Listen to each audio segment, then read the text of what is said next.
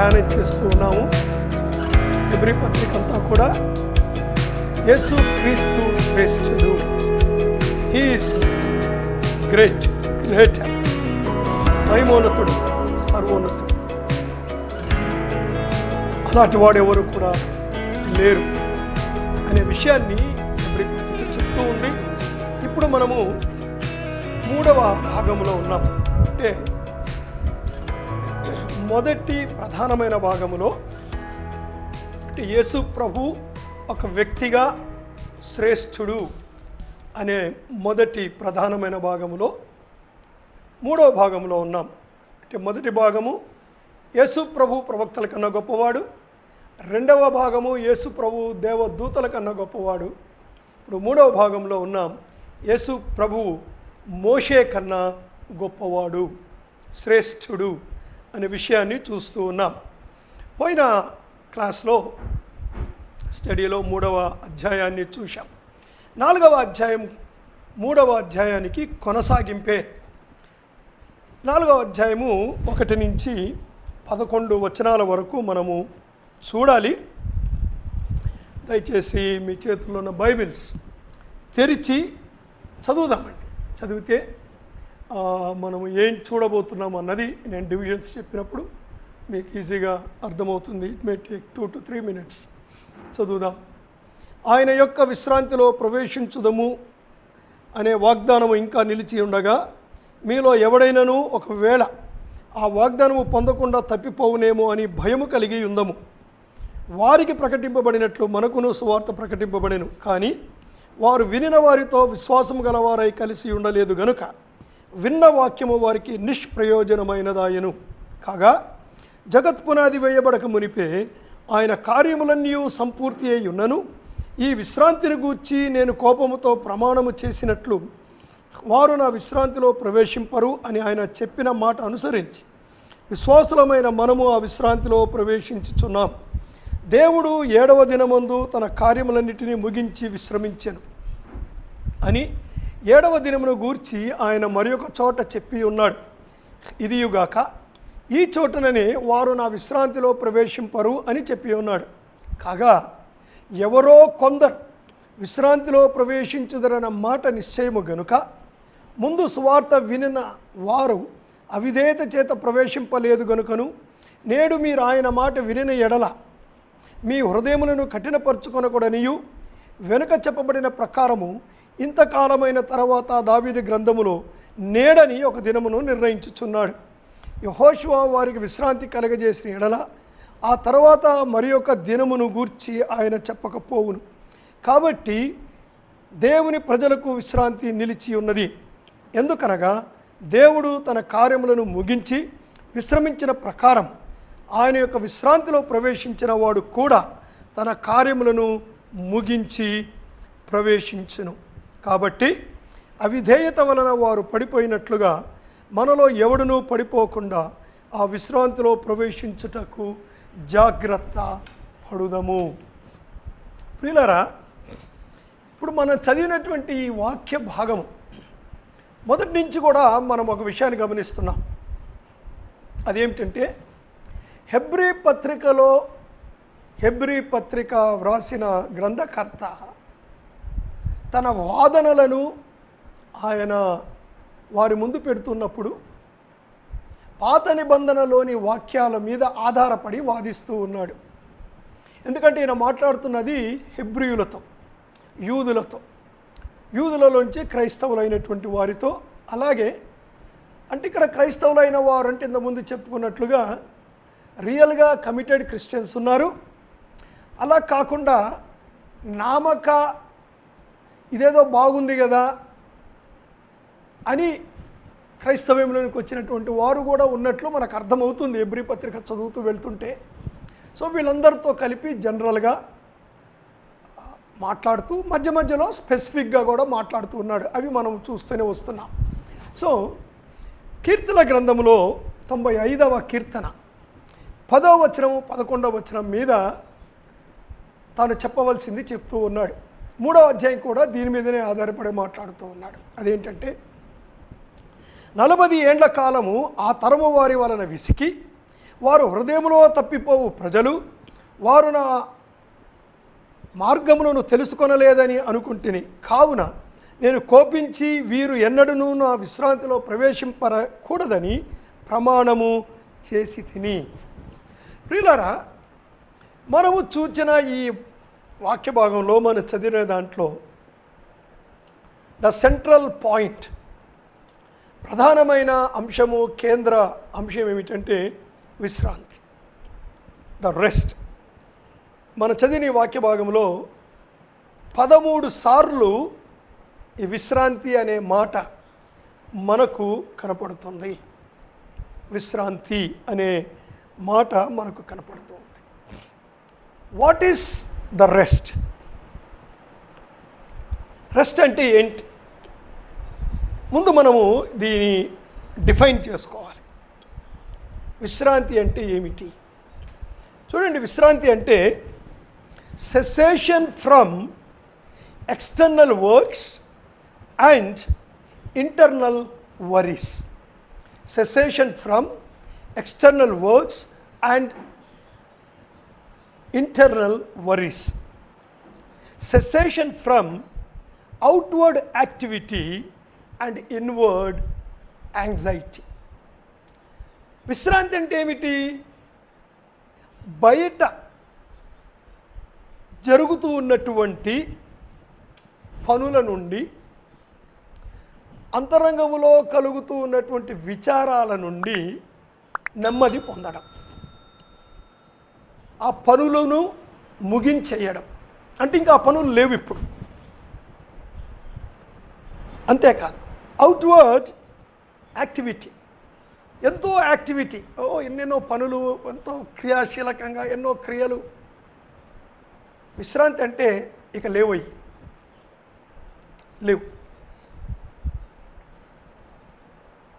లోపల యాంగ్జైటీ కూడా, ఉదయంలో ఉన్న భయము, భీతి, అశాంతి, వీటన్నిటిలో నుంచి కూడా బయటకు వచ్చి నెమ్మదిగా విశ్రాంతిగా ఉండడము అనే విషయాన్ని మనము గమనించాలి. ఇంకొక మాట కూడా నేను మీ దృష్టికి తీసుకొస్తాను. విశ్రాంతి అంటే ఏమిటి? మనము చదవబోయే దాంట్లోనూ తర్వాత మరికొంత అండర్స్టాండింగ్లో 6 విషయాలను నేను మీ ముందు పెడతాను.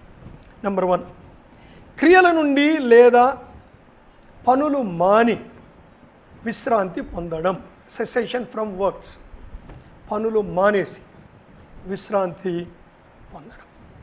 2, భయము నుండి, దిగులు నుండి, ముఖ్యంగా పాపము వలన కలుగు భయము నుండి విడుదల పొంది సమాధానంగా, శాంతిగా జీవించడం. నెంబర్ 3, నెమ్మదిగా విశ్రాంతిగా ఉండుట. అంటే ఏ స్టేట్ ఆఫ్ పీస్ఫుల్నెస్ అండి. ఒక స్థాయి. నెమ్మదిగా విశ్రాంతిగా ఉండుట అంటే క్రీస్తునందు విశ్రాంతి లభించింది గనుక ఇక అటు ఇటు పరిగెత్తన అవసరం లేదు. అంటే from philosophy to philosophy, from one activity to another activity, ఒక క్రియ నుంచి మరొక క్రియ క్రీస్తునందు దొరికింది గనుక నెమ్మదిగా ఉండడం. ఏ స్టేట్ ఆఫ్ ట్రాంక్విలిటీ అని చెప్పవచ్చు. ఏ స్టేట్ ఆఫ్ ట్రాంక్విలిటీ, నెమ్మది. 4వది విశ్వాసం ఉంచుట. విశ్రాంతి అంటే విశ్వాసం ఉంచుట. దేవుడు చేసిన పని సంపూర్ణమైనది, లోపరహితమైనది కనుక క్రీస్తునందు విశ్వాసం ఉంచటం. 5వది సహస్రాబ్ది కావచ్చు. సహస్రాబ్ది అంటే the millennial kingdom of God. 6వదిగా పరలోకం కూడా కావచ్చు. అంటే మనము ద అల్టిమేట్ రెస్ట్, పరలోకానికి వెళ్ళిపోవడం. సో ఇవి మన మనసులో ఉంచుకుందాం. ఈ యొక్క విశ్రాంతి వాటి గురించి ఆలోచించేటప్పుడు మనం ఈరోజు ఈ స్టడీని 2 భాగాలుగా చూస్తాం. ఒకటి విశ్రాంతి సిద్ధాంతాలు, ద థియరీస్ ఆఫ్ రెస్ట్. రెండవది వార్నింగ్స్, జాగ్రత్తగా ఉండండి అనే హెచ్చరిక. ఈ 2 విషయాలను మనము చూద్దాం. సో మొదటి భాగానికి వస్తూ ఉన్నాను. అదేమిటంటే విశ్రాంతి సిద్ధాంతాలు. ఇక్కడ 4 విశ్రాంతి సిద్ధాంతాలు చెప్పుకుంటాం. నేను మన స్టడీ ఆర్డర్లో వెళ్తాను, మన యొక్క స్టడీ ఆర్డర్లో వెళ్తాను. ఎందుకంటే కొద్దిగా అర్థం చేసుకోవడము ఈజీ అవుతుంది. మరి స్టడీ ఉద్దేశమే అంత కదా. మొదటిది ఏమిటంటే దేవుని విశ్రాంతి, గాడ్స్ రెస్ట్, సబ్బాటికల్ రెస్ట్. 4వ వచనం, 4వ అధ్యాయం 4వ వచనం. నెంబర్ 2 కానాన్ రెస్ట్, కనాను యొక్క విశ్రాంతి. 5, 6, 7 వచనాలు. ఆ తరువాత రక్షణ విశ్రాంతి, 2వ వచనము, 3వ వచనము, 8వ వచనము, 9వ వచనం. 1వ వచనం కూడా కలుపుకోవచ్చు. 4వది పరలోక విశ్రాంతి, ద హెవెన్లీ రెస్ట్. సో రక్షణ విశ్రాంతి, సాల్వేషన్ రెస్ట్.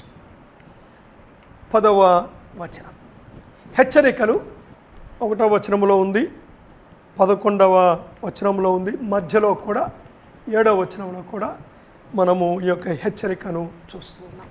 సో ముందు నేను దేవుని విశ్రాంతి దగ్గర ప్రారంభిస్తాను. The sabbatical rest or God's rest. చూడండి, 4వ వచనం చదువుతున్నాను. ఇదియునుగాక 4వ వచనం, మరియు దేవుడు 7వ దినమందు తన కార్యములన్నిటినీ ముగించి విశ్రమించెను అని 7వ దినమును గూర్చి ఆయన ఒక చోట చెప్పి ఉన్నాడు. దేవుడు 7వ దినమందు తన కార్యములన్నిటినీ, మా గమనించాలి ఈ మాట, తన కార్యములన్నిటినీ. God ceased from all his activity, the creation activity, ముగించి విశ్రమించను. ఇప్పుడు కూడా విషయం గమనించాలండి. Is God inactive today? No, కాదు. దేవుడు ఆయన నిద్రపోవడం లేదు, ఏమండి, దేవుడు అలసిపోలేదు. ఇక్కడ విశ్రాంతి అంటే అలసిపోయినందువలన, లేకపోతే నేను పని చేస్తున్నా కదా మధ్యలో కొంత బ్రేక్ తీసుకుందామని కానీ, అండి ఏదో క్యాజువల్ లీవ్ పెడదాం, అలాంటిది కాదు. సో అందుకని ఇక్కడ దీని గురించి మాట్లాడుతూ ఉన్నాడు. చూడండి, ఇప్పుడు ఈ యొక్క సబ్బాటికల్ రెస్ట్ బైబిల్లో మనము గమనిస్తే సబ్బాతు విశ్రాంతి దగ్గర మనం ఇక్కడ 4 విషయాలు అర్థం చేసుకోవచ్చు. నెంబర్ 1 ఏమిటంటే the sabbatical rest is linked with the creation. సబ్బాతు విశ్రాంతి సృష్టితో, దేవుడు చేసిన సృష్టి క్రియలతో సంబంధం ఉన్నది. నేను కొన్ని మాటలు చదివి వినిపిస్తాను. నిర్గమకాండము 35వ అధ్యాయం, నిర్గమకాండము 35వ అధ్యాయములో వెళ్తున్నాం. Chapter 35 verse 2. 6 దినములు పని చెయ్యవలెను, 7వది మీకు పరిశుద్ధ దినం, అది యెహోవా విశ్రాంతి దినం. దానిలో పనిచేయువాడు మరణను శిక్షను నొందును. అది యెహోవా విశ్రాంతి దినం. అలాగే 20వ అధ్యాయము 11వ వచనం, నిర్గమకాండములోనే 20వ అధ్యాయము 11వ వచనం. 6 దినములలో యెహోవా ఆకాశమును, భూమియు, సముద్రమును వాటిలోని సమస్తమును సృజించి 7వ దినమున విశ్రమించెను. అందుచేత యెహోవా విశ్రాంతి దినమును ఆశీర్వదించి దానిని పరిశుద్ధపరిచెను. దినాన్ని ఆశీర్వదించడం ఏంటి? దినాన్ని పరిశుద్ధపరచడం ఏంటి? ఇక్కడ దినము పరిశుద్ధ మనకేం లేండి. అన్యులకు మంచి దినాలు, చెడ్డ దినాలు ఏమండి చాలా ఉన్నాయి వాళ్ళకి, మనకు లేవు. మరి ఏంటిది? Let us see it. So ఆదికాండము 2వ అధ్యాయం 2వ వచనం కూడా చదువుదాం ఇప్పుడు. ఆదికాండము 2వ అధ్యాయము 2వ వచనం.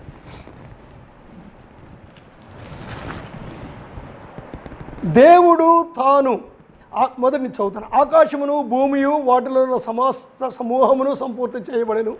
దేవుడు తాను చేసిన పని 7వ దినములోగా సంపూర్తి చేసి తాను చేసిన పని అందంతటి నుండి 7వ దినమున విశ్రమించెను. కాబట్టి దేవుడు ఆ 7వ దినమును ఆశీర్వదించి పరిశుద్ధపరచెను. ఏలయనగా దానిలో దేవుడు తాను చేసినట్టు సృజించినట్టు తన పని అంతటి నుండి విశ్రమించెను.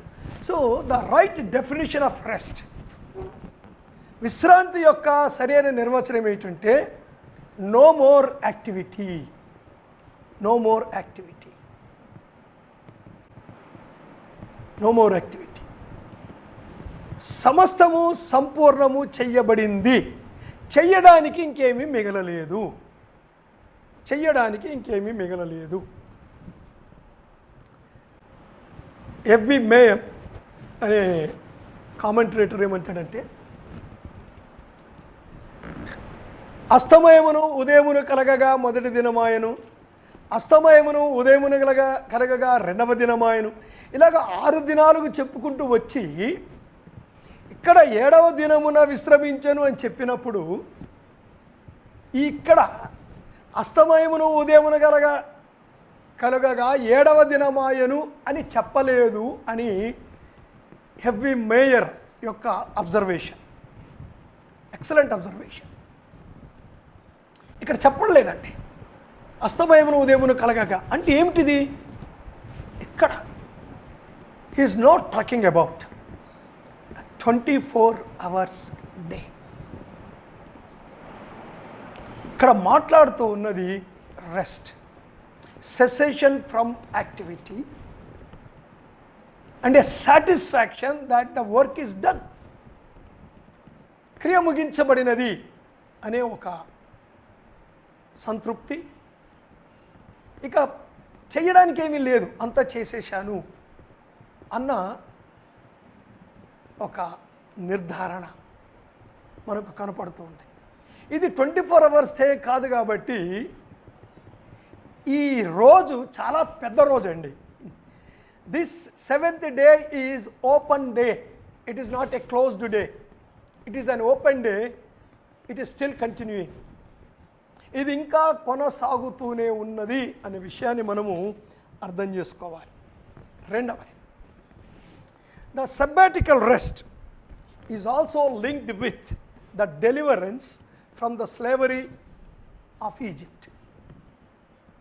ఈ సబ్బాత్ విశ్రాంతి అనేది ఇశ్రాయేలు ప్రజల యొక్క ఐగుప్తు దాస్యము నుండి విడుదలకు కూడా ఇది కనెక్ట్ చేయబడింది, లింక్ చేయబడింది. వాక్యం చూడండి, ద్వితీయోపదేశ కాండము 5వ అధ్యాయం, డిటెరోనమీ చాప్టర్ 5 వర్సెస్ 12 to 15 చదువుతున్నాను. 12 నుంచి 15 బాగా వినండి. నీ దేవుడని యెహోవా నీకు ఆజ్ఞాపించినట్లు విశ్రాంతి దినమును పరిశుద్ధముగా ఆచరించుము. 6 దినములు నీవు కష్టపడి నీ పని అంతయు చెయ్యవలెను. అదంతా చెప్తూ, ఎందుకంటే నీ వలె నీ దాసుడును నీ దాసియు విశ్రమించవలెను అని చెప్తూ, నీవు ఐగుప్తు దేశమందు దాసుడివై ఉన్నప్పుడు నీ దేవుడైన యెహోవా బాహుబలము చేతను చాచిన చేతి చేతను నిన్ను అక్కడి నుండి రప్పించనని జ్ఞాపకము చేసుకొనుము. అందుచేతను విశ్రాంతి దినము ఆచరింపవలనని నీ దేవుడైన యెహోవా నీకు ఆజ్ఞాపించుచున్నాడు. Why this sabbatical day? ఐగుప్తు యొక్క దాస్యము నుంచి విడుదల. సో ఇప్పుడు విశ్రాంతి అంటే ఏమిటి? What is real definition? Rest from slavery. ఐగుప్తు దాస్యం, అది ఏ దాస్యమైనా కానివ్వండి, మనకు అప్లై చేసుకుంటే 2 రకాల దాస్యాలు ఉన్నాయండి. ఒకటి స్వనీతి అనే దాస్యం ఉంది. మనిషి తన రక్షణను సంపాదించుకోవడము కొరకు ఎన్నో భక్తి కార్యాలు, పుణ్యకార్యాలు చేస్తూ ఉన్నాడు, కొత్తవి ఇన్వెంట్ చేసుకుంటున్నాడు. ఈవెన్ మన చర్చెస్లో కూడా కొద్దిమంది pastors they invent new things. కొత్త విషయాలు కనిపెట్టి వాటిని సంఘం మీద రుద్దేస్తూ ఉంటారు. ఆ బరువు వాళ్ళు మొయ్యలేరు. అవునండి, దాస్యం నుంచి విడుదల. రెండవ రకమైన దాస్యము పాపదాస్యం. యేసు ప్రభువు వారు ప్రయాసపడి భారము మోయుచున్న అన్నది ఎక్కువగా ఈ పరిసయ్యులు మోపే భారం గురించే మాట్లాడాడు. పిల్లర్ సెసేషన్ ఫ్రమ్ స్లేవరీ, పాపదాస్యం నుంచి, స్వనీతి అనే దాస్యం నుంచి రెస్ట్. కనుక ఈ రెస్ట్ అనే దానిని ఇక్కడ వివరించే ప్రయత్నం చేస్తున్నాడు. సబ్బాటికల్ రెస్ట్ దగ్గరికి వెళ్ళి ఈ దైవజనుడు. మూడవది,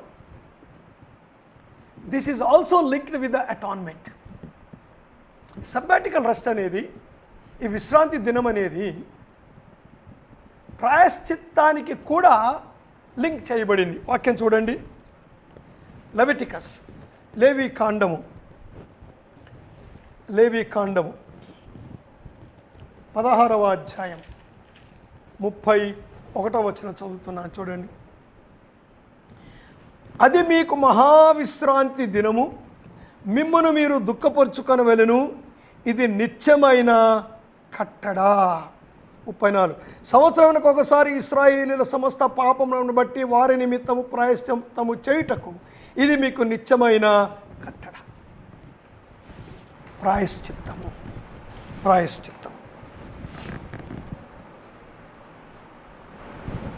బలి దేని గురించి? ఇశ్రాయేలు ప్రజల యొక్క పాపం. అది మహావిశ్రాంతి దినం. సో ఈ మహావిశ్రాంతి దినం అన్నది శనివారమే రానవసరం లేదండి. శనివారం అన్నది క్యాలెండర్ ఇయర్, అంటే ఎవ్రీ వీక్ వస్తుంది. కానీ ఇది అలా కాదు. ఇది 7వ నెల 10వ తారీఖున వస్తుంది. 7వ నెల దశమి నాడు, 7వ నెల 10వ తారీఖున వస్తుంది. So it can be any day. అది it may fall on Sunday, Monday, Tuesday, any day. ఇక్కడ మనం చూస్తున్నటువంటి విషయం ఏంటంటే ప్రాయశ్చిత్తానికి లింక్ చేయబడి ఉన్నది. సో ఆ విశ్రాంతి దినం ఎందుకు ఇశ్రాయేలు ప్రజలకి సబ్బాటికల్ డే వచ్చింది? ఎందుకు విశ్రాంతి దినం వచ్చింది? క్రియేషన్ దగ్గర ప్రారంభమైంది. Now finally the ultimate fulfilment. ఇది ఏమిటి అంటే ఆల్ ఆఫ్ దీస్ థింగ్స్, ఇప్పటిదాకా మనం చెప్పుకున్న ఈ 3 కూడా they are linked with the work of Christ. యేసు ప్రభువు చేసినటువంటి ప్రాయశ్చిత్త కార్యానికి ఇవి లింక్ చేయబడ్డాయి. మనము ఆల్రెడీ దాన్ని చూసాం. So I don't want to repeat. Already మనం దాన్ని చూసాం. 2వ అధ్యాయాన్ని మనం ధ్యానం చేసినప్పుడు ఈ వచనాలను మనము చూసాం. 2వ అధ్యాయము 10వ వచనం నుండి మనము 18వ వచనం వరకు, చివరి వరకు మనము చూస్తున్నాం. 10వ వచనంలో అనేకులైన కుమారులను మహిమకు తెచ్చుచుండగా వారి రక్షణను శ్రమల ద్వారా సంపూర్ణునిగా చేయుట ఆయనకు తగును. ఇంకా ముందుకు వెళితే అపవాదిని మరణం ద్వారా నశింపచేయుటకు జీవిత కాలమంతయు మరణ భయము చేత దాస్యమునకు లోబడిన వారిని విడిపించుటకు ఆయన కూడా రక్త మాంసములలో పాలివాడాయను. కావున ప్రజల పాపములకు పరిహారము కలిగించుటకు. ఆల్ ఆఫ్ దిస్ అంటే ఇక్కడ హెబ్రీ భక్తుడు ఈ హెబ్రీ పత్రిక రాసిన దైవజనుడు హెబ్రీలతో ఏం చెప్తున్నాడంటే, మాటికి చెప్పుకోవాలి మనం ఇది. మీరు వెనక్కి వెళ్ళిపోవాలనుకుంటున్నారు మీరు కొద్దిమంది యూదమతానికి ఏముంది? విశ్రాంతి. You want go back to those 10 commandments. అందులో ఒకటి విశ్రాంతి దినము ఆచరించడం. ఒక విషయాన్ని గుర్తు చేసుకోండి, అసలు విశ్రాంతి దినం అంటే ఏంటో మీకు అర్థమైందా? మీరు ఏం చెప్తున్నారు? విశ్రాంతి దినం అంటే దేవుడు చేశాడు, దేవుడు చెప్పాడు, దేవుడిని ఆశీర్వదించాడు, దేవుడు దాన్ని పరిశుద్ధపరిచాడు. దాని క్రమం ఎలా తీసుకొచ్చాడో ఇశ్రాయేలు చరిత్రలో ఒకటి, దేవుడు సంపూర్తి చేసి విశ్రమించను, చేయడానికి మిగలలేదు. దేవుడు దాన్ని పరిశుద్ధపరిచాడు, ఆశీర్వదించాడు. It is an open day, అది కొనసాగుతూ ఉంది. తర్వాత మీరు దాస్యం నుంచి విడిపించబడ్డారు కనుకనే అది విశ్రాంతి దినం ఆచరించమన్నాడు. మూడవది, మీరు ప్రాయశ్చిత్తము కొరకు. సో దాస్యం నుంచి విడిపించింది యేసు ప్రభు, ప్రాయశ్చిత్తము చేసింది యేసు ప్రభు. అసలు దేవుడు ఆశీర్వదించే దినమును ఆశీర్వదించి పరిశుద్ధపరిచెను. దేనిని? The work of Christ is blessed and it is holy. It is a blessed work and holy. The ultimate reality, the ultimate fulfilment of God's rest. దేవుని యొక్క సబ్బాటికల్ రెస్ట్, దేవుని యొక్క సబ్బాతు విశ్రాంతి యేసుప్రభువులో నెరవేరిపోయిందయ్యా. Where do you want to go back? మళ్ళీ వెనక్కి వెళ్తామంటున్నారు. ఎక్కడికి వెళ్తారు? మీరు ఎక్కడికి పోలేరు. ఎందుకంటే అది ఉంటే కదా మీరు పోవడానికి. అసలు విషయం గుర్తించాలి, అది ఉంటే కదా మీరు పోవడానికి. ప్రియులారా, ప్రభువు నెరిగినటువంటి మనము వెనకకు చూడవద్దు. It's a సోలమ్ teaching. ఒక పరిశుద్ధమైన భయముతో కూడిన పూజ్య భావముతో కూడినటువంటి ఒక హెచ్చరిక, ఒక పాఠం, ఒక బోధ. సబ్బాటికల్ రెస్ట్. రెండవ దాని దగ్గరికి వస్తాను. అయితే జరిగింది ఏమిటి? దేవుడిచ్చాడు, ఆదాము రవ్వంతి చేదని తోటలు పెట్టాడు. They enjoyed the perfect rest from outward activity and inward anxiety. వాళ్ళకి బయట శ్రమ పడే పని లేదు, దిగులు లేదు, విచారము లేదు, భయము లేదు. ఏమండి? ఎంజాయ్. వాళ్ళకి అక్కడ మిగిలినంతా ఏమిటో తెలుసండి? Fellowship with God. ఎందుకంటే దేవుడు వారిని తన కొరకు చేసుకున్నాడు.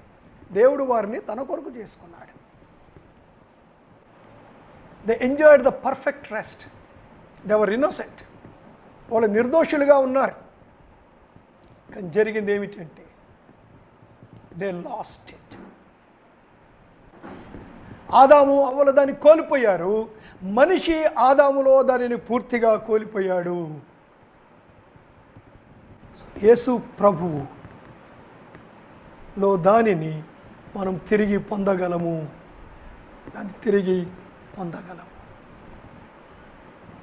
దానిని పొందాము.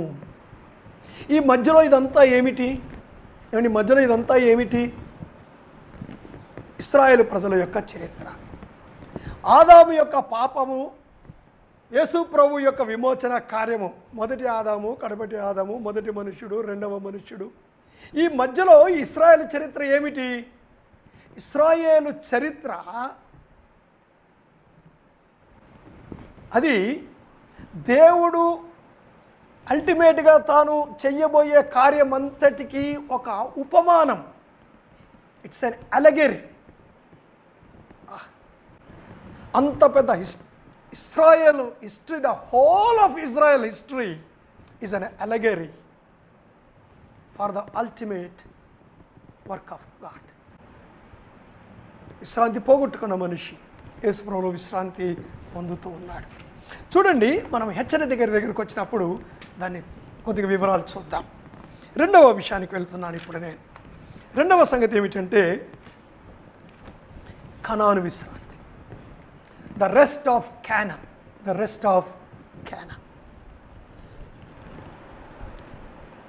4వ అధ్యాయము 8వ వచనములో అది ఉంది. 4వ అధ్యాయం 8వ వచనంలో అది ఉంది, నేను చదువుతాను. The canon rest. 5, 6, 7 వచనాలు సార్. 5, 6, 7 వచనాలు. ఇదియును కాక ఈ చోటననే వారు నా విశ్రాంతిలో ప్రవేశింపరు అని చెప్పి ఉన్నాడు. కాగా ఎవరో కొందరు విశ్రాంతిలో ప్రవేశించుదరన్నమాట నిశ్చయము గనుకను, ముందు సువార్త వినిన వారు అవిధేయత చేతను ప్రవేశింపలేదు గనుకను, నేడు మీరు ఆయన మాట వినిన ఎడల మీ హృదయములను కఠినపరుచుకొనకూడని వెనక చెప్పబడిన ప్రకారము ఇంతకాలమైన తర్వాత దావీదు గ్రంథంలో నేడని యొక్క దినమును నిర్ణయించుచున్నాడు. యా 5, 6, 7 వచనాల్లో చూస్తున్నాం. అంతేకాకుండా వెనక కూడా దీని గురించి మాట్లాడాడు. 3వ అధ్యాయంలోనే వెనక్కి వెళ్తే 18, 19 వచనాలు. తన విశ్రాంతిలో ప్రవేశింపరని ఎవరిని గూర్చి ప్రమాణము చేసెను? అవిధేయులైన వారిని గూర్చే కదా. కాగా అవిశ్వాసము చేతనే వారు ప్రవేశింపలేకపోయిరని గ్రహించుచున్నాము. పోయిన ఈ వచనాలు మనం స్టడీ చేసినప్పుడు 3 ప్రశ్నలు, వాటి జవాబులు కింద నేను మీకు ఎక్స్ప్లెయిన్ చేశాను. So I'm not going to go back. కనాను యొక్క విశ్రాంతి గురించి ఇక్కడ రక్షణను గురించి మాట్లాడడం లేదండి. ఇశ్రాయేలు ప్రజలందరూ రక్షణ పొందారా, రక్షణ పొందలేదా? మనకు ఒక అలవాటు అయిపోయింది. ఏంటంటే ఐగుప్తు అంటే లోకమని. సో ఐగుప్తు నుంచి బయటకు వచ్చారు, పస్కా రక్తము అంటే యేసుప్రభు రక్తము, ఓకే బాగానే ఉంది. సో దాని కింద వచ్చారు కనుక వీళ్ళందరూ రక్షించబడ్డారని అండి. We have connected it to the salvation of soul. So అరణ్యంలో రాలిపోయిన అందరికీ రక్షణ లేదని, మరి అహరోను అక్కడే చచ్చిపోయాడండి, మిరియాము అక్కడే చచ్చిపోయిందండి, చివరికి మోషే కూడా అక్కడే చచ్చిపోయాడండి. అది వదిలేస్తే ప్రవేశించిన వాళ్ళు ఏమైనా ఉత్తములా? ఏమండి, it's not that. It's not about salvation rest, but it is about Canaan rest. కనానులో దేవుడు వారికి విశ్రాంతినిస్తాను అన్నాడు. ఐగుప్తులో వాళ్ళు పొందిన శ్రమలను చూచాను, నేను మీకు రెస్ట్ ఇస్తాను అని ప్రభువు వాళ్ళతో చెప్తూ ఉన్నాడు. కనాను యొక్క విశ్రాంతి ఏమిటి? కనాను యొక్క విశ్రాంతి, కనానులో వాళ్ళకి ఎలాంటి విశ్రాంతి దొరికింది మనం గమనిస్తే, శత్రువుల నుండి విశ్రాంతిని ఇవ్వడం. చూడండి, ద్వితీయోపదేశ కాండము 12వ అధ్యాయం. ద్వితీయోపదేశ కాండము 12వ అధ్యాయం.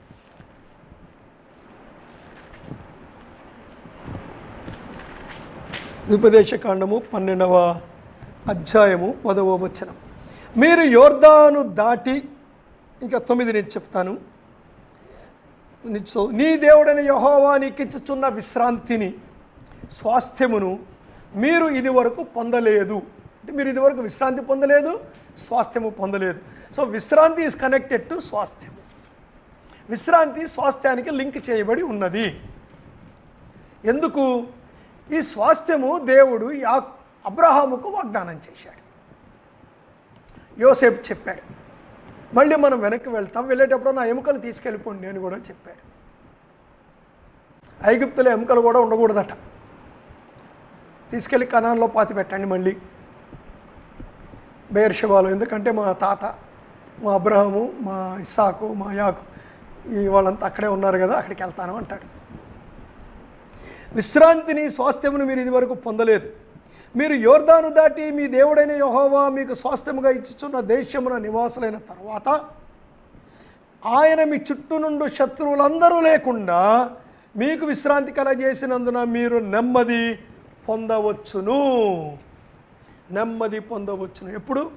శత్రువులను జయించి, ఓడించి మీరు విశ్రాంతిని పొందండి. ఈ విషయంలో దెర్ ఆర్ 2 ఒపీనియన్స్. ఒక ఒపీనియన్ ఏమంటారంటే 2 వ్యూస్ అంటాం. ఒక వ్యూని అమెలినియల్ వ్యూ అంటారు, అమెలేనియల్ వ్యూ. రెండవది ప్రీమిలేనియల్ వ్యూ. జనరల్గా ఈ అమెలేనియల్ వ్యూ అనేది కవెనెంట్ థియాలజియన్స్కి కనెక్ట్ చేయబడి ఉంది. ఏమిటంటే అమెలియనిజం అంటే 1000 ఏళ్ల పరిపాలన లేదు, భూమి మీద యేసు ప్రభు యొక్క 1000 ఏళ్ల పరిపాలన లేదు, ఉండదు. కారణం ఏమిటంటే వీళ్ళు ఏం నమ్ముతారంటే, వీళ్ళ బోధ ఏంటంటే, అంటే కవెనెంట్ థియాలజీన్స్ అందరినీ తీసి పక్కకు పెట్టే అవసరం లేదండి. మనము we need not degrade them. They gave us wonderful theology also. Now listen, ఇశ్రాయేలును దేవుడు తొలగించేశాడని వాళ్ళ ఉద్దేశం ప్రకారం. God replaced Israel with the church. So ఇప్పుడు ఇజ్రాయెల్ లేదు, ఇప్పుడు సంఘమే ఉంది. కనుక మనం ఎత్తబడతాం, వెళ్ళిపోతాం. ఇక భూమి మీద ఇదంతా ఏం పని లేదు, 1000 ఏళ్ల పరిపాలనతో పని లేదు. యేసు ప్రభు మన హృదయంలోనికి రావడమే ఆయన పరిపాలన మన హృదయంలో ఉన్నది. ఇది ఎమ్మెల్యేనియల్ వ్యూ. సో కనాన్ రెస్ట్, అల్టిమేట్గా ఇక మళ్ళీ ఈ భూమి మీద రెస్ట్ అనేది లేదు ఇశ్రాయేలు ప్రజలకి. వాళ్ళు యేసు ప్రభువును వదిలేసుకున్నారు కనుక సంఘాన్ని దేవుడు ఏర్పాటు చేసుకున్నాడు. There is second view, it is called pre millennial view. అంటే సహస్రాబ్ది ఉంటుంది. సహస్రాబ్ది అంటే 1000 ఏళ్ల పరిపాలన. సహస్రాబ్ది ఉంటుంది, 1000 ఏళ్ల పరిపాలన ఉంటుంది. ఇశ్రాయేలు ప్రజల కొరకు ఆ పరిపాలన ఉంటుంది. ఇశ్రాయేలు ప్రజల యొక్క 12 గోత్రాలు మళ్ళీ కనానుకు వస్తారు, పాలస్తీనాకు వస్తారు, దాన్ని వాళ్ళు స్వతంత్రించుకుంటారు. ఎలాగైతే యెహోషువ కాలంలో 12 గోత్రాలకు స్థలము పంచబడిందో అలాగే మళ్ళీ అందరికీ స్థలము పంచబడుతుంది. మీరు హెచ్కేల్ గ్రంథము 6 అధ్యాయాలు చదవండి. మళ్ళీ దేవాలయం కట్టుకుంటారు. దావీదు యొక్క గ్రేట్ గ్రాండ్ సన్ ఏమండి ముని మనవడు పరిపాలిస్తాడు అని దేవుడు అబ్రహాం ద్వారా, మోషే ద్వారా, దావీదు ద్వారా, ఇర్మియా ద్వారా వారికి చేసిన నిబంధనల యొక్క నెరవేర్పు తప్పకుండా జరుగుతుంది అన్నది ప్రీ మిల్లేనియల్ వ్యూ. సో ఇప్పుడు మనము దీన్ని ప్రీ మిల్లేనియల్ వ్యూలోనే చూస్తున్నాం. So there is an ultimate canon rest. యెహోషువ వాళ్ళకి ఇవ్వలేకపోయినాడండి, వాళ్ళకి సంపూర్ణంగా నెమ్మది కలగలేదు. అందుకే అంటాడు, యెహోషువ వాళ్ళకు విశ్రాంతి ఇచ్చినట్లయితే, యెహోవా వారికి విశ్రాంతి, యెహోషువ వాళ్ళకి విశ్రాంతి కలగజేసినట్లయితే మరి యొక్క దినమును గూర్చి ఆయన చెప్పకపోవును. సో యెహోషువ పూర్తి రెస్ట్ ఇవ్వలేదు. అయినప్పటికీ కూడా ఇక్కడ కనాను విశ్రాంతి గురించి మాట్లాడుతున్నారు. వాళ్ళు ఎందుకు ప్రవేశించలేదు? 3వ అధ్యాయంలో మనం డీటెయిల్గా చెప్పుకున్నాం. కారణం ఏంటంటే అవిశ్వాసము వలననే. 3వ అధ్యాయం 19వ వచనం, వారు అవిశ్వాసము వలననే ప్రవేశింపలేకపోయిరని మనము ఎరుగుదుము. They were unable to enter into the rest because of their disbelief. బలులు అర్పించలేదా? బలులు అర్పించారు. పండగలు చేయలేదా? పండగలు చేశారు. మత సంబంధమైన యాక్టివిటీస్ అన్నీ చేశారు. వాళ్ళు నమ్మలేదు. ఏమి నమ్మలేదు? విశ్రాంతిలోనికి ప్రవేశిస్తాము అని నమ్మలేదు. మరి ఏం నమ్మారు? దేవుడు ఆరోగ్యం ఇస్తాడని నమ్మారు. బండలో నుంచి నీళ్ళు ఇస్తారని నమ్మారు. మోషే నీళ్ళు అడిగారు కదా. ఆహారం మన్నే కురిపించాడు దేవుడు. ఇవన్నీ నమ్మారండి. అల్టిమేట్ రెస్ట్ నమ్మలేదు వాళ్ళు. ఈ రోజుల్లో కూడా చాలామంది క్రైస్తవులము అనుకునేవాళ్ళు, వాళ్ళ ఫెయిత్ యేసు ప్రభు ఆశీర్వాదాలు ఇస్తాడు, యేసు ప్రభు స్వస్థత ఇచ్చేస్తాడు, ఇవన్నీ నమ్ముతున్నారు. కానీ పరలోకానికి వెళ్తావా అంటే క్వశ్చన్ మార్కే వాళ్ళ ముఖంలో. యేసు ప్రభు చేసిన ఆ కంప్లీటెడ్ వర్క్లో విశ్వాసం కనపడటం లేదు. వారు ప్రవేశింపలేకపోయిరి. So Canaan rest, what is the ultimate rest? ఇది 1000 ఏళ్ల పరిపాలనలో ఈ యొక్క విశ్రాంతి సాక్షాత్కరిస్తుంది, కనపడుతుంది. అది అంటాడు చూడండి. హెబ్రీ పత్రికలోనే దాని గురించి మాట్లాడతాడు.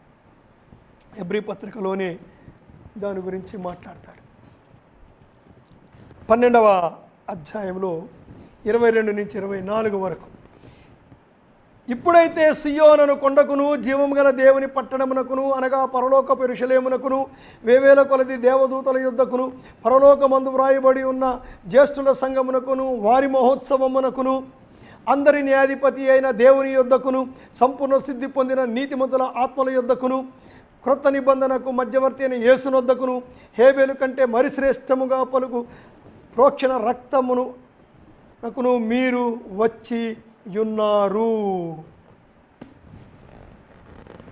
పరలోకపు యెరూషలేము అంటే యాక్చువల్గా వాళ్ళ దృష్టిలో యెరూషలేము అంటే 1000 years రూల్. 12వ అధ్యాయంలోకి వెళ్ళినప్పుడు దాని వివరాల్లోనికి వెళదాం. అంటే జనరల్గా మనము పరలోక యెరూషలేము అనగానే సంఘము పరలోకంలో ఉన్నాము, నో డౌట్ ఇన్ ఇట్, అది కూడా ఒక అర్థమే. కానీ యాక్చువల్గా పరలోక రాజ్యం అంటే ఏమిటి అన్నది క్లియర్గా అర్థమైనప్పుడు మనకు అది తెలుస్తుందండి. Don't be in haste in misunderstanding things. రెండవ విషయం కూడా ఉంది ఇక్కడ కనానులో. అదేమిటంటే వీళ్ళు అరణ్యములో తిరిగినంత కాలము, యెహోషువ కాలములో, ఆ తర్వాత న్యాయాధిపతుల కాలములో కూడా మందసానికి విశ్రాంతి దొరకలేదండి. మందసము కూడా ప్రయాణాలు చేస్తూనే ఉంది. మందసము ఏమండి స్థలం మారుతూనే ఉంది. షిలోహులో ఉంది, ఒక గుడారములో ఉంది. అంటే పర్మనెంట్ ప్లేస్ లేదు. గుడారం అంటే దాని అర్థం అదే, పర్మనెంట్ ప్లేస్ లేదు. పాపం తెచ్చాడు, దావీదు తెచ్చాడు, మధ్యలో వదిలేశాడు. ఉపదేదేమింట్లో అక్కడ కొన్ని ఏళ్ళు ఉంది, తెచ్చాడు, మళ్ళీ ఒక గుడారంలో పెట్టాడు. మందసానికి కూడా విశ్రాంతి దొరికింది. చూడండి, కీర్తనల గ్రంథం 132వ కీర్తనకు వస్తున్నాను నేను. 132వ కీర్తన 8వ వచనం. యెహోవా లెమ్ము, నీ బలసూచకమైన మందసముతో కూడా రమ్ము, నీ విశ్రాంతి స్థలములో ప్రవేశించుము. యేసుప్రభువుకు విశ్రాంతి స్థలం ఏంటండి? యెహోవా దేవునికి విశ్రాంతి స్థలం ఏంటి?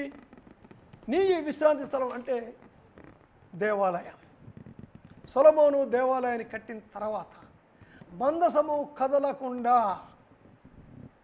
అదే స్థలములో సంవత్సరాలు ఉండిపోయింది.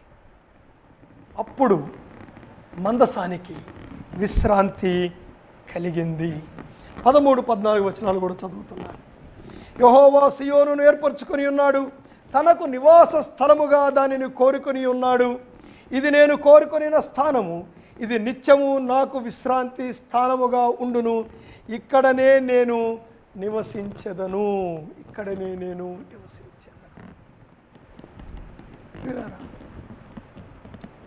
Canaan rest. ఆ మందసము అల్టిమేట్గా యేసు ప్రభువులో నెరవేర్చబడింది. ఇక మందసంతో పని లేదు. అందుకే ఇర్మియా కాలంలో మందసం ఏమైందో కూడా ఎవరికి తెలియదండి.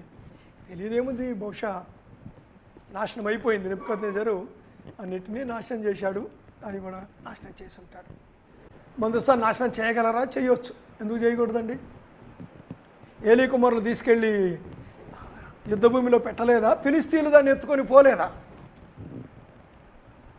హెజ్కేలు కాలంలో నెబుకద్నెజరు రావడానికి ముందు దేవుని ఆత్మ మందసాన్ని విడిచిపెట్టి వెళ్ళిపోయాడు. సో ఇంకా అదొక పెట్టె.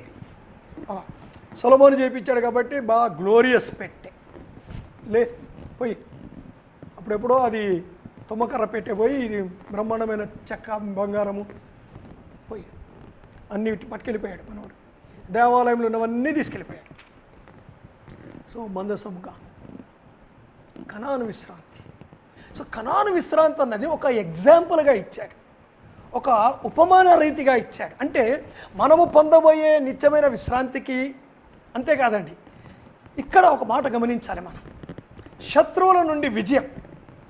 నేను ఇది హెచ్చరిక భాగంలోనికి వెళ్ళినప్పుడు దీని గురించి మనం కొంత వివరంలోనికి వెళ్తాను, ఎందుకు అక్కడ ఉందని మనం అర్థం చేసుకోవాలి. ఇప్పుడు 3వ విశ్రాంతికి వద్దాం. ఇది రక్షణ విశ్రాంతి.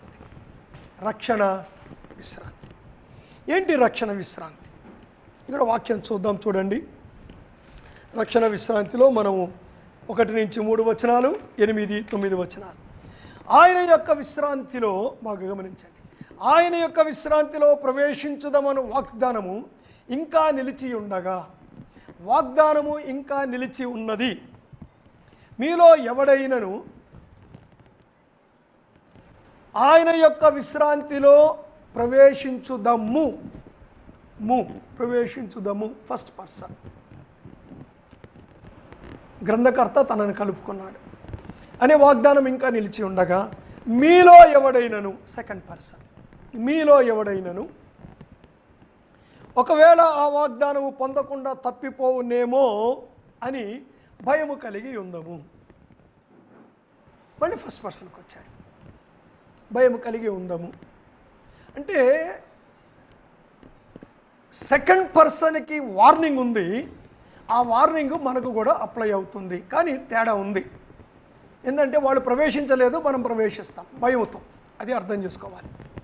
వారికి ప్రకటింపబడినట్లు మనకును సువార్త ప్రకటింపబడిను, కానీ వారు వినిన వారితో విశ్వాసము గలవారై ఉండలేదు. వారు వినిన వారితో విశ్వాసము గలవారై ఉండలేదు. ఎవరి వారు? కనానులోనికి ప్రవేశించని వారు. అందుకే నేను ముందుగా కనాను విశ్రాంతి గురించి మాట్లాడాను. కనానులోనికి ప్రవేశించని వారు. ఇక్కడ వారు అన్నప్పుడు థర్డ్ పర్సన్ ప్రొనౌన్. వారు అంటే దానికి ముందు వాళ్ళెవరో చెప్పి ఉండాలి, వాళ్ళెవరో చెప్పి ఉండాలి. జాన్ మంచివాడు, ఆ తర్వాత జాన్ దాన ధర్మాలు చేశాడు అని అనం. జాన్ మంచివాడు, అతడు చాలా దాన ధర్మాలు చేశాడు. సో ఇక్కడ అతడు ఎవరు? అతడు అని నేను అన్నానంటే ముందు అతడు ఎవరు నేను చెప్పాను అన్నమాట. ప్రియులారా, ఈ హెర్మనెటిక్ ప్రిన్సిపల్ మనందరం బాగా జ్ఞాపకం పెట్టుకోవాలి. Grammar plays very important role in interpretation. So ఎవరి వారు? ఇంతకుముందు నేను చెప్పాను, 3వ అధ్యాయము 18-19 చెప్పాను కదా, వారు అని చెప్తున్నాడు హెబ్రీ గ్రంథకర్త. వినిన వారితో అంటే ప్రవేశించిన వారితో, విశ్వాసము గల వారై ఉండలేదు కనుక. అంటే ఇక్కడ ప్రవేశించిన వారు అన్నప్పుడు 18-19 వచనాల్లో చెప్పాడండి. ఎవరు వాళ్ళు? యెహోషువ, కాలేబులు. యెహోషువ, కాలేబులు. ఈ యెహోషువ 12 మంది వేగు చూడడానికి వెళ్ళారు, వచ్చారు. యెహోషువ, కాలేబులు ఏమని రిపోర్ట్ ఇచ్చారు? మనం గెలుస్తాం, మనం ఆక్రమించుకుంటాం, దాని మనదే, అది దేవుడు మనకిస్తాడు వాళ్ళు చెప్పారు. మిగిలిన 10 మంది ఏం చెప్పారు? లేదు, పోవద్దు, చచ్చిపోతాం. ఐగుప్తులో సమాధులు లేవనే మమ్మల్ని ఇక్కడ పాతి పెట్టడానికి తెచ్చావు. మరి ఐగుప్తంతో సమాధులే కదండి, పెద్ద పెద్ద సమాధులు. ఆ సమాధులే కదా మేము కట్టాం. ఇన్నేళ్ళు మేము చేసింది ఏంటి? సమాధులే కదా కట్టాం. మట్టి తవ్వి, మట్టి పిసికి, మట్టి తొక్కి మేము కట్టింది అవే కదా, అక్కడ లేవనా అని మిగిలిన 10 మంది అన్నారు. సో వాళ్ళు విశ్వాసము కలిగిన వారితో, యెహోషువ, కాలేబులతో వాళ్ళు కలిసి ఉండలేదు. కనుక విన్న వాక్యము వారికి నిష్ప్రయోజనమైనదాయను. కాగా జగదుత్పత్తి వేయబడినప్పుడే ఆయన కార్యములన్నీ సంపూర్తి అయి ఉన్నను. ఈ విశ్రాంతిని గూర్చి నేను కోపముతో ప్రమాణము చేసినట్లు వారు నా విశ్రాంతిలో ప్రవేశింపరు అని చెప్పిన మాటను అనుసరించి విశ్వాసులమైన మనము, చూసారా మళ్ళీ ఫస్ట్ పర్సన్కి వచ్చాడు, విశ్వాసులమైన మనము ఆ విశ్రాంతిలో ప్రవేశించుచున్నాము. ఆ తర్వాత వచనం చూడండి, 8-9 వచనాలు. యెహోషువ వారికి విశ్రాంతి కలగజేసినడలా ఆ తర్వాత మరి ఒక దినమును గూర్చి ఆయన చెప్పకపోవును. కాబట్టి దేవుని ప్రజలకు విశ్రాంతి నిలిచి ఉన్నది. ఇది రక్షణ విశ్రాంతి, రెస్ట్ ఆఫ్ సాల్వేషన్. ఏంటి రక్షణ విశ్రాంతి? వారికి సువార్త ప్రకటించబడింది, మనకు కూడా సువార్త ప్రకటించబడింది. ఏమని సువార్త ప్రకటించబడింది వారికి? ఏమని వారికి సువార్త ప్రకటించబడింది? ఆదికాండము 13వ అధ్యాయం. ఆదికాండం 13వ అధ్యాయం. ఇంకా నేను 12వ అధ్యాయంలో ఏం చదవట్లేదండి, అందరికీ బాగా తెలిసిన భాగం కనుక నేను చదవట్లేదు. ఆదికాండం 13, 14-17 వచనాలు. లోతు అబ్రామును విడిచిపోయిన తర్వాత యెహోవా, ఇదిగో నీ కన్నులెత్తి నీ ఉన్న చోట నుండి ఉత్తరపు తట్టు, దక్షిణపు తట్టు, తూర్పు తట్టు, పడమర తట్టును చూడుము. ఎందుకనగా నీవు చూచుచున్న ఈ దేశమంతటిని నీకును నీ సంతానమునకును సదాకాలము ఇచ్చెదను.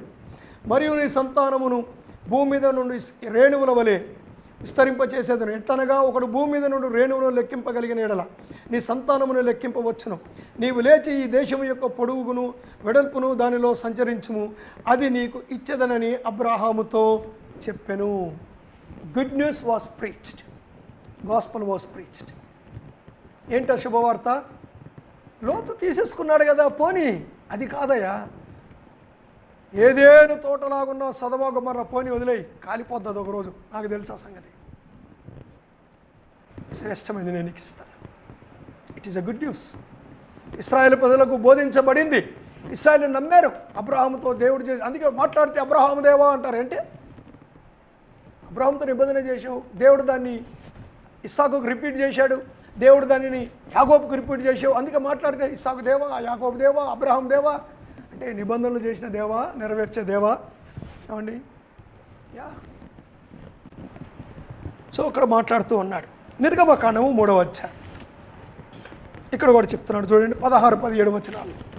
నీవు వెళ్ళి, మోషేను పిలిచాడు, పెద్దలను పోగు చేసి, మీ పితరుల దేవుడని యెహోవా అనగా అబ్రహాము, ఇస్సాకు, యాకోబుల దేవుడు నాకు ప్రత్యక్షమై ఇట్లా నేను మిమ్మును ఐగుప్తులో మీకు సంభవించిన దానిని నిశ్చయముగా చూచి తిని, ఐగుప్తు బాధలో నుండి పాలు తేనెలు ప్రవహించు దేశమునకు అనగా కనానీయులు, హిత్తీయులు, అమోరీయులు, పెరిజ్జీయులు, ఇవ్వీలు, ఎబూసీయులు ఉన్న దేశమును మిమ్మును రప్పించదనని సెలవిచ్చితనని వారితో చెప్పుము.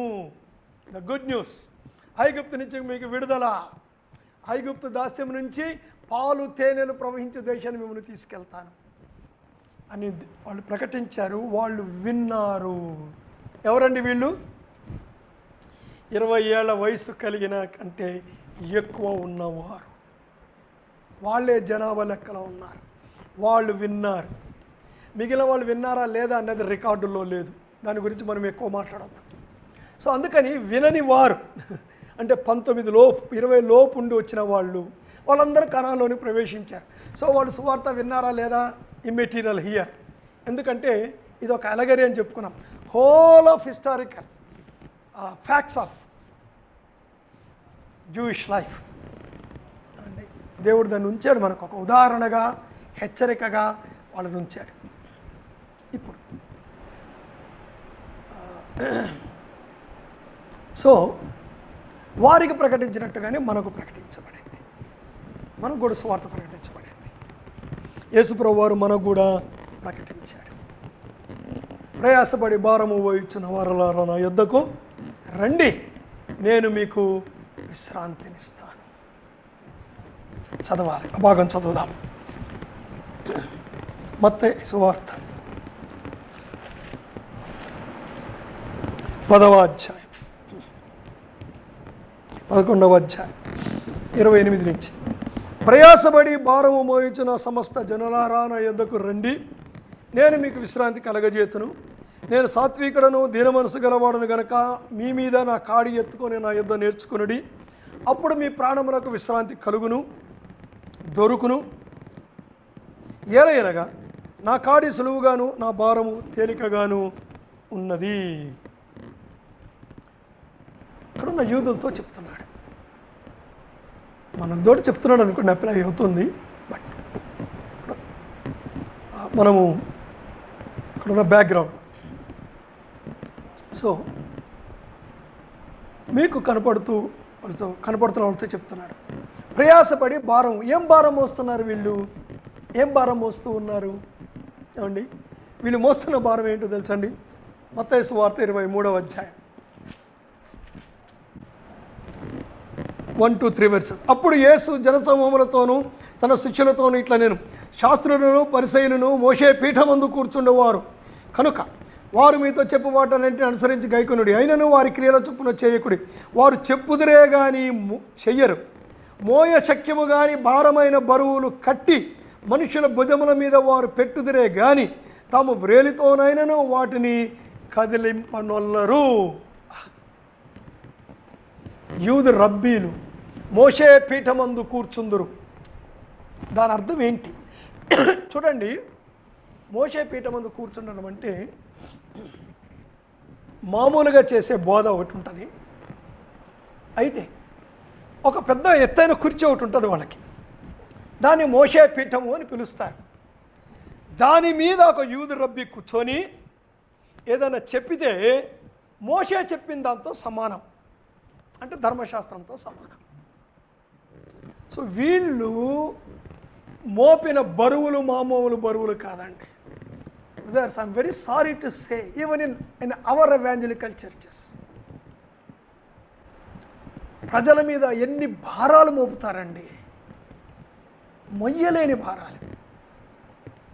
చివరికి ఈ పర్సీ యువర్ సాల్వేషన్ అనే మాట కింద ఎన్ని బరువులు మోపుతారో.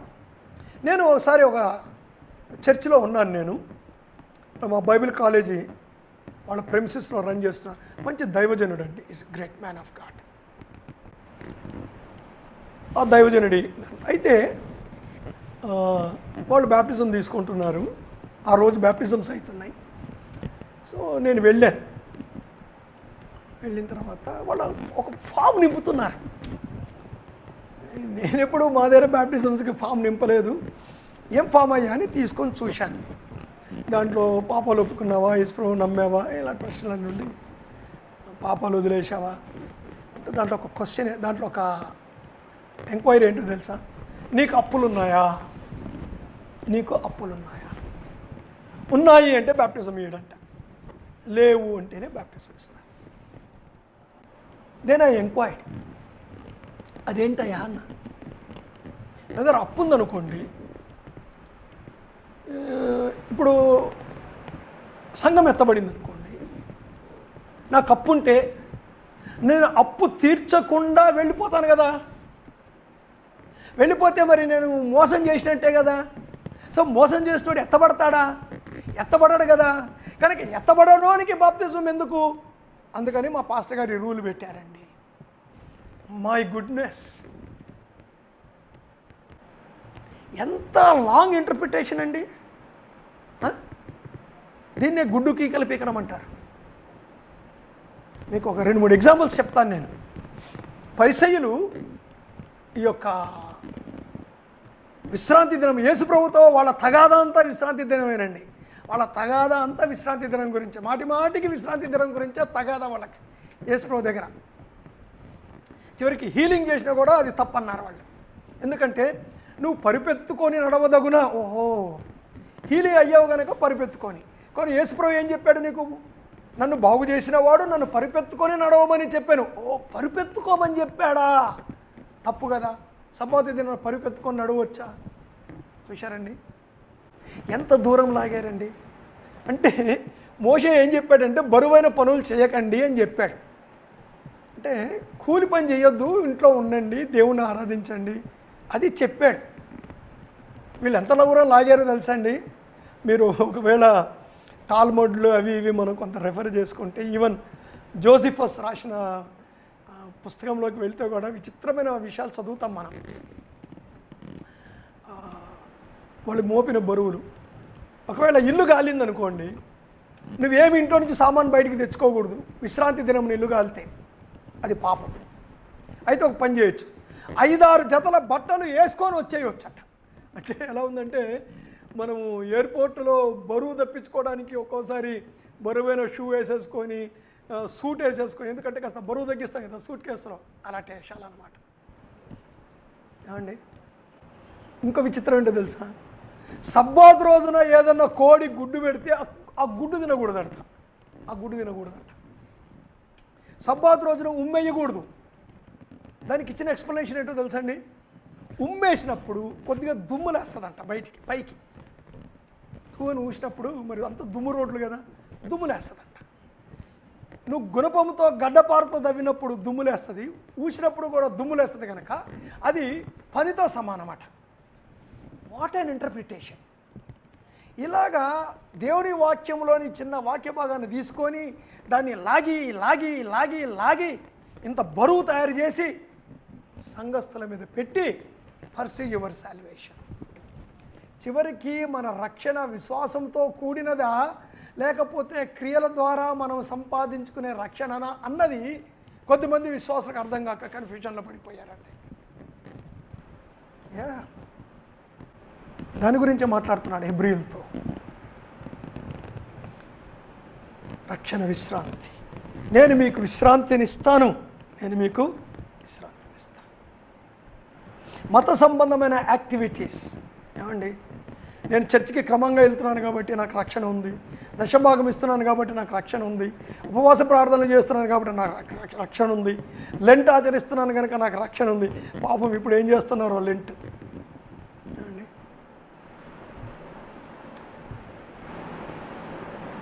కరెక్ట్ కాదు. రక్షించబడ్డ వ్యక్తి ఇవన్నీ చేస్తాడు, చెయ్యాలి, కానీ ఇవేమీ రక్షణకు కారణము కాదు, ఆధారం కాదు. Our salvation is free because Christ did it all, paid it all. సంపూర్తి చేశాడు యేసు ప్రభు వారు. అది రక్షణ విశ్రాంతి. ఆయన సమస్తమును చేసి ముగించాను. నేను ముందే సబ్బాటికల్ రెస్ట్ గురించి మాట్లాడాను. సో 3వ విశ్రాంతి అయింది. ఇప్పుడు 4వ విశ్రాంతి చెప్పి ముగిస్తాను. నేను హెచ్చరికలకు చాలా టైం పడుతుంది, విల్ కంటిన్యూ. 4వ విశ్రాంతి ఏమిటంటే ఇది పరలోక విశ్రాంతి. చూడండి 10వ వచనం. యెహోషువ వారికి విశ్రాంతి కలగజేసిన ఎడల తర్వాత మరి ఒక దినమును గురించి ఆయన చెప్పకపోవును, కాబట్టి దేవుని ప్రజలకు విశ్రాంతి నిలిచి ఉన్నది. సో మనకి ఇంకా సాల్వేషన్ ఉంది, నిలిచి ఉంది, మనం అందులోనికి ప్రవేశిస్తాం. అందుకే పైన అంటాడు విశ్రాంతిలో. బాగా గమనించండి, ఇక్కడ హెచ్చరిక, అది హెచ్చరిక అప్పుడు డీటెయిల్గా చెప్పుకుందాం, కానీ ఇప్పుడు జ్ఞాపకం చేసుకుందాం. విశ్వాసులమైన మనము ఆ విశ్రాంతిలో ప్రవేశించుచున్నాము. సో రక్షణ విశ్రాంతిలో మనం ప్రవేశిస్తున్నాం. ఎందుకంటే దేవుడు చేశాడు. కారణం ఏమిటి? జగత్పునాది వేయబడక మునిపే ఆయన నిర్ణయించాడు. So our salvation depends on his election and predestination. ఆయన ఎవరిని ముందుగా నిర్ణయించెనో వారిని పిలిచెను, ఎవరిని పిలిచెనో వారిని నీతిమంతులుగా తీర్చెను, ఎవరిని నీతిమంతులుగా తీర్చెనో వారిని మహిమపరిచెను. ఆయన ముందుగా ఎవరిని నిర్ణయించెనో, ఆయన ఎవరిని ముందు ఎరిగెనో. చూశారండి? One ingredient of our salvation is the election of God. Second one is the finished work of Christ. Third one is మన రెస్పాన్సిబిలిటీ ఉంది, హ్యూమన్ రెస్పాన్సిబిలిటీ ఉంది. Along the side of sovereignty of God మనం నమ్మాలి విశ్వసించినందువలన. అందుకే మనము ప్రవేశించుదుము అంటే హెబ్రీలలో విశ్వసించి నిజముగా మనము ప్రవేశించుదము అంటే హెబ్రీ గ్రంథకర్తలాగా ప్రభువును నమ్మి స్థిరమైన వాళ్ళు ఉన్నారు, మోసపోతున్న వాళ్ళు కూడా ఉన్నారు. వాళ్లకు హెచ్చరికిస్తూ ఆ హెచ్చరిక మనం కూడా అప్లై చేస్తున్నాడు, భయంగా బతకండి. అది హెచ్చరిక. దాని గురించి మనము నెక్స్ట్ స్టడీలో ఈ మిగిలిన వచనాలు చూసుకుంటాం. ఇప్పుడు పరలోక విశ్రాంతి, ఇది ఎక్కువగా చెప్పుకోవడానికి లేదు. 10వ వచనంలో అంటాడు, ఎందుకనగా దేవుడు తన కార్యములను ముగించి విశ్రమించిన ప్రకారము ఆయన యొక్క విశ్రాంతిలో ప్రవేశించిన వాడు కూడా తన కార్యములను ముగించి విశ్రమించును. ఇక్కడ దేవుడు అన్న దగ్గర 2 అభిప్రాయాలు, అంటే 2 విషయాలు చెప్తున్నాడు. ఒకటి, దేవుడు అన్ని ముగించి విశ్రాంతి. ఇక్కడ యేసు ప్రభు, అందుకే ఆయన విశ్రాంతిలో యేసు ప్రభు తాను భూమి మీద చేయవలసినవన్నీ చేసి ఏమండి దేవుని సన్నిధిలోనికి ప్రవేశించి కూర్చుండెను.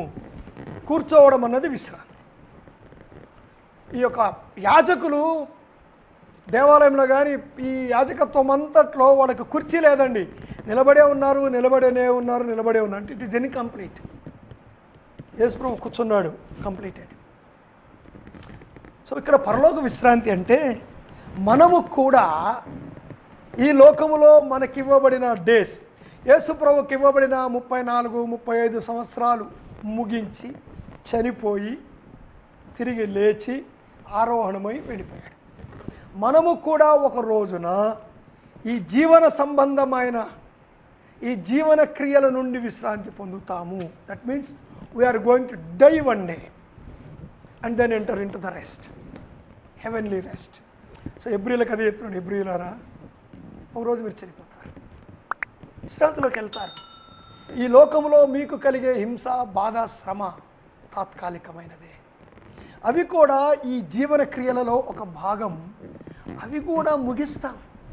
వాటి నుండి కూడా మీకు విశ్రాంతి దొరుకుతుంది. మనందరికీ విశ్రాంతి దొరుకుతుందండి. ఈ లోకంలో మనకు కలిగిన శ్రమ, శోధన, బాధ, ఏమండి, నిరాశ, నిస్పృహ, దిగులు, విచారము, నొప్పి, గాయము, వ్యాధి, రోగము, ఫ్రమ్ ఎవ్రీథింగ్ కష్టపడ్డాం, పొట్టకూటి కొరకు కష్టపడ్డాం. జీవన క్రియలన్నిటి నుంచి మనకు ఒక విశ్రాంతి రాబోతుంది. That is the death. క్రీస్తు నందు మరణిస్తాం ఆయనతో పాటు. ప్రియులారా, కాబట్టి మనము ఈ యొక్క జీవన క్రియలను ముగించి పరలోకములోనికి వెళ్తాము అనే విషయాన్ని మనము అర్థం చేసుకుంటూ ఉన్నాం. ఐ థింక్ హెచ్చరిక భాగము it takes lot of time. అసలు హెచ్చరికలను మనం తీసుకోవాలండి విశ్వాసం కనుక. దానికి కనెక్టెడ్ వర్సెస్ కూడా మనకు 16 వరకు ఉన్నాయి. అవి కలుపుకొని మనము చూడాల్సి వస్తుంది కనుక ఈ రోజుకి మనకు స్టడీ ముగించాలని నేను ఉద్దేశిస్తూ ఉన్నాను. మీరు వచ్చేటప్పుడు 4వ అధ్యాయం బాగా గట్టిగా చదువుకొని రండి, 3వ అధ్యాయం కూడా చదువుకొని రండి. దేవుడు మిమ్మల్ని అందరినీ దీవించునుగాక.